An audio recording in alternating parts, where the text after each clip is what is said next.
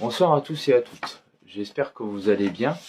Voilà, je fais une nouvelle vidéo pour vous expliquer un peu plus le système des banques. Donc je vais prendre un exemple. Il y a quelqu'un qui fait un prêt de 50 000 euros.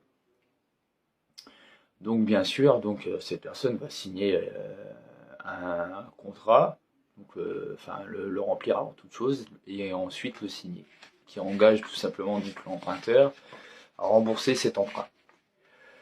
Donc ensuite, une fois que c'est fait, vous avez un délai de 7 jours, je crois à peu près, en moyenne.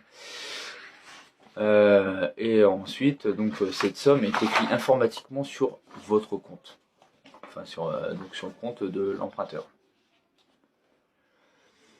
Donc sur la somme totale des comptes de toutes les personnes du monde qui possèdent un compte bancaire, qui représente, admettons, 2 milliards d'euros, on sait que 5% de cette somme écrite informatiquement existe physiquement. Et que donc les 95% restants sont créés par les banques. Donc pour résumer, 95% de cette somme est du vent, n'existe pas dans la réalité.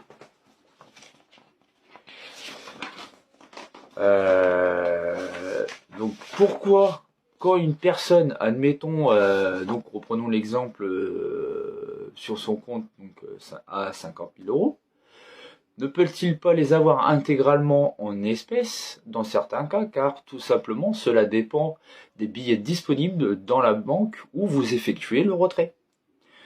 Si toute la population devait tirer au guichet intégralement ce qu'ils ont sur leur compte, livré, etc., eh bien, admettons, sur les 66 millions d'habitants, seulement environ 4 millions d'habitants auraient de l'espèce. Le reste se retrouverait sans rien.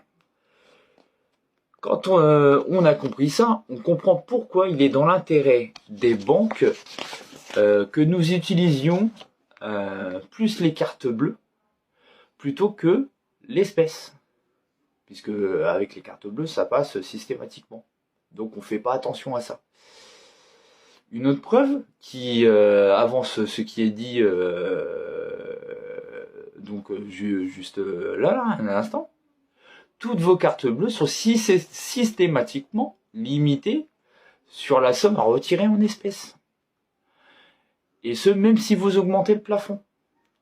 C'est limité à une somme bien précise. Car il n'est pas dans l'intérêt des banques que vous remarquiez cette escroquerie. Voilà. Donc, j'espère que grâce à ça, vous avez compris un petit peu plus le principe des banques.